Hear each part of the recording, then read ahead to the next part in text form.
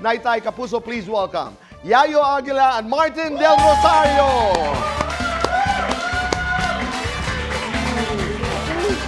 Welcome to the program. Again, first time? Yes. Oh, wow. First Thank time. you. So happy to be here. Maraming salamat. See, ano ba, your son is, you introduced me to your son. Is he the youngest? Youngest and the only boy. 25, the only boy. Yes. Do you spoil your children? Yes. I think Nag-is- especially him. Because he's the Talaga. only boy, tas youngest pa. Oo nga, at nakikita. Oo, sumama talaga siya because he really wants to meet you, Tito Boy. Thank you. And he's very happy. Pero nakikita rin how special that bond is between the two of you. Nakakatuwa lamang na may mga bata na talagang mahal ang kanilang mga nanay. Oo, talagang, di ba? Iba yun sa puso. Ano ang iyong naalala pag naalala mo, pag binabalikan mo ang bagets? Siyempre, yung memories namin magkakaibigan. Talaga, Yes. the friendship. The friendship. Kami naman ang naalala namin yung sayaw. Naku! Para lang medyo mas magaan. Turuan mo kami ni Martin. Sinayaw mo rin yan dati. Lahat. Sumayaw Mark, niya. ready? Can we have the music there?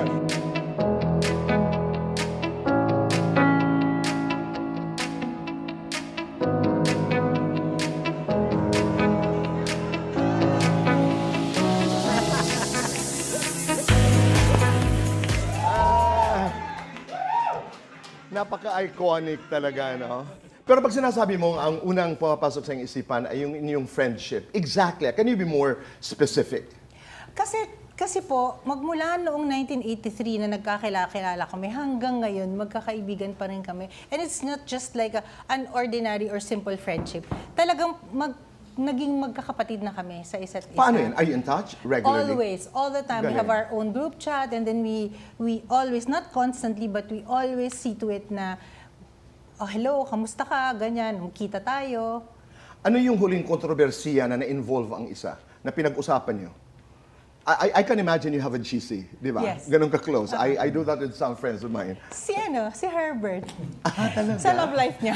Talaga? Bakit? Siyempre, kinukumusta namin, he's a very secretive person talaga. Hindi siya nagbubukas hanggang Hindi. ngayon? Hanggang ngayon? Talaga? Lagi lang niyang dinidismiss, tatawa lang siya, ganyan. Hindi siya umaamin kahit alam na namin. Hi. Hi, Berto. Binate.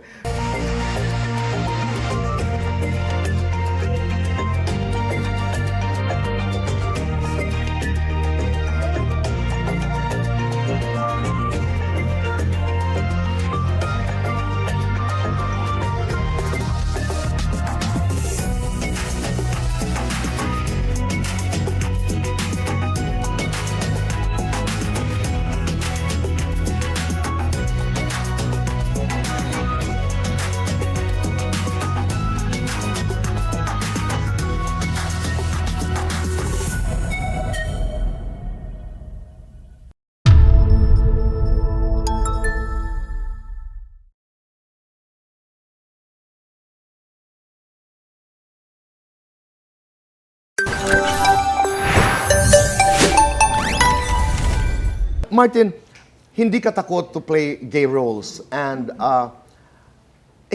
wala kang pangamba na may stereotype ka. Dalawang tanong ko, may stereotype ka at saka halos lahat ng mga actors of consequence ay naichismis at ginagawa ng storya o may mga kwento na sila ay mga bakla.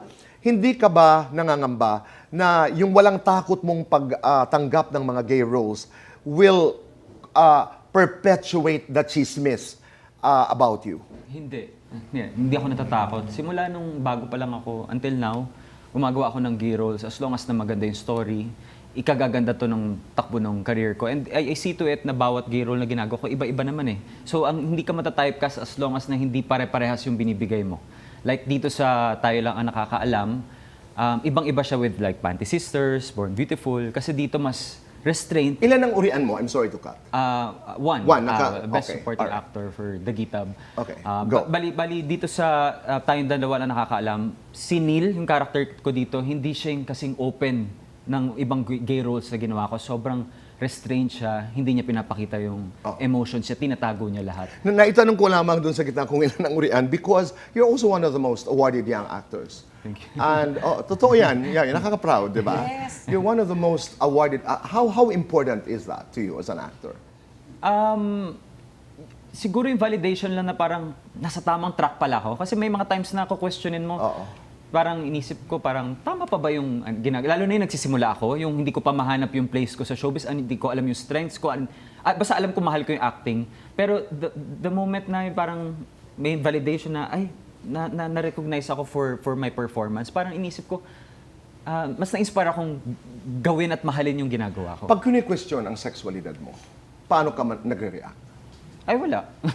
Wala kasi kahit nga mag-gossip or kahit imbestigahan pa nila ako, hindi ako na-affect. Kasi simula nung pumasok ako sa showbiz, which is 16 years ago, hanggang ngayon may ganon, parang ano na yun parang manhid ka na. So how you identify yourself is not anybody's business. Yes, And you don't care. I don't care. That's good.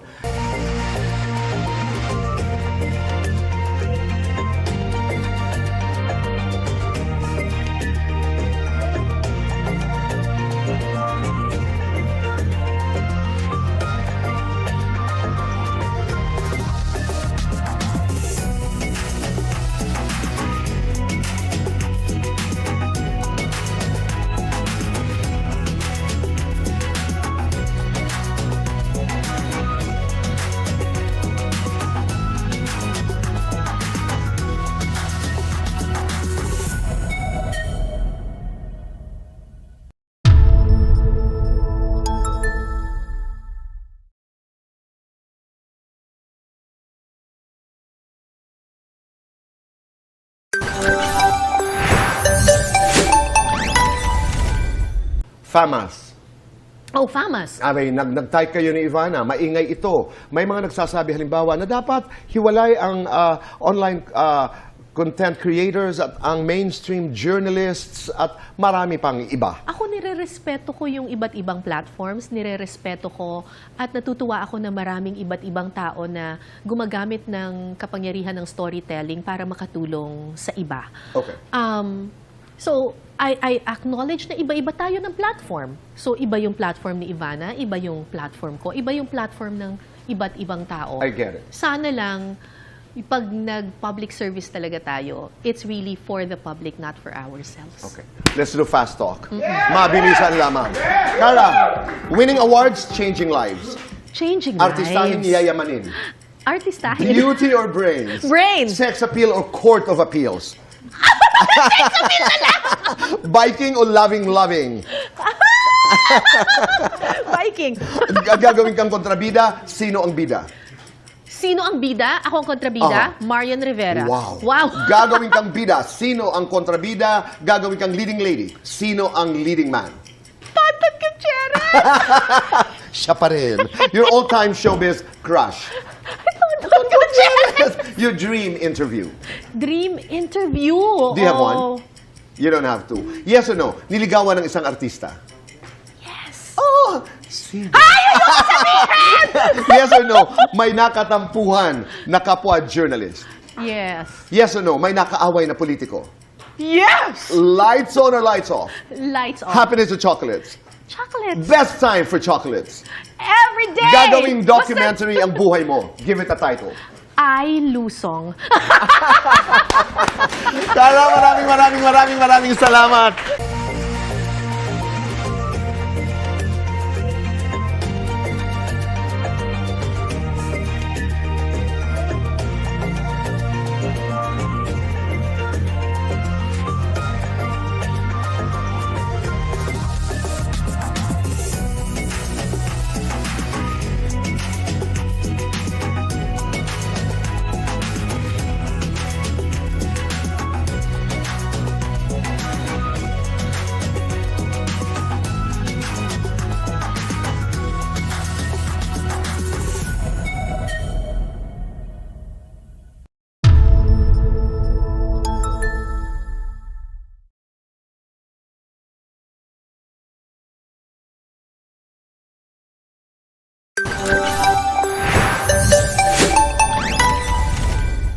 Pag-usapan natin ang fashion. Dahil you're one of, the biggest fashion influencers in this country. Salamat po. Pero, many years ago, merong debate sa showbiz na kailangan ba ang mga artista sumunod sa makikita namin ng mga fashion shows, etc. Dahil iba ang mundo ng showbiz. May lisensya, maging mas malaki, we can be bigger, we can be crazier. So ang tanong, what's your palayo? Do people call you Mimi? Apo, Mimi po. Mimi, Apo, it's apo. nice. Okay, Mimi, in show business, kung saan may lisensya ka to really be bigger than who you are, ano ang maganda at ano ang hinding magandang fashion? Oh, ako po, Tito Boy, ang fashion po kasi, for me talaga, is an expression of who you are. Okay. And if you're doing it just because parang to please other people, I don't think that's fashion anymore. That's people pleasing. Okay. So, I think yun po talaga ang core ko. And for me, Tito Boy, ang fashion po talaga is an escapism for myself. Kaya kapag po nalulungkot ako, Tito Boy, or parang gusto ko lang sumaya ng kahit papaano, nagde-dress up ako. Iba po yung power for me ng fashion talaga, I totally Tito Boy. agree. Opo. I totally agree. Yes. And iba po ang feeling, di ba, Tito Boy, when you look good, you feel good. Tama. Totoo po. Oo. And walang may pakialam doon sa pakiramdam mo kung ano ang iyong isinusuot. Totoo po. Pero, Mimi, you have to realize na tayo pinalaki din na ang kapitbahay may say, ang kaibigan may opinion, Opo. ang kamag-anak may opinion. Minsan, ang mga mahal natin sa buhay, ano ba naman yung suot mo? Totoo po. Saan ka ba pupunta? Ganyan na ganyan ang tatay ko, Tito Boy. Oo. Talaga? Opo. Anong sinasabi mo? Wala. Parang feeling ko po kasi, Tito Boy, once you accept yourself, kahit anong sabihin ng mga Walang- ibang tao, wala na rin. Diba? Miski nga nanay ko, bakit naman ganyan nak ang suot mo? Kita na lang, onti na lang, kita na talaga si Junjun. Ay, wala. Oo. Pwede ba yung sa live, Tito Boy? At saka hindi, totoo yan. May mga idinidikit na stereotypes Yes. doon sa, ay na naman ang luka-luka, baliw na naman, nakita mo, naka-fuchsia. I have an experience kung saan I bumped into a friend, summer na summer, naka-trench coat ako, napakalaki ng problema niya dahil naiinitan siya. Sa damit niyo po? Oo. Opo. Sabi, bakit ka naiinitan? Ako may suot. Tama. Bakit ba kayo nangingialam? Yun kasi ang first talagang ba't ba kayo nangingialam kasi? No, ang problema kasi when people impose on you, halimbawa na dapat ganito ka, dapat ito. Pero talking about fashion at pagiging fashionista, Apa. mahal ba? Tito Boy, sa totoo lang po talaga, hindi po talaga kailangan sobrang mahal for you to be fashionista. Kasi nung nagsa-start po ako, talagang mahilig ako mag-ukay, Tito Boy. Aha. Tsaka ang dami ko po kakilala talaga, ang gaganda manamit, tapos puro ukay lang po talaga. So I feel like hindi mo talaga po kailangan ng mga mamahaling bagay for you to be fashionable. And aminin naman natin, Tito Boy, you can buy all the luxurious stuff in the world, pero when you wear it, parang, ay, baduy pa rin. Okay. Diba? So parang, you can't really buy But style. it takes a lot of attitude. It takes a lot of character Yes. to be able to wear what you want. Yes.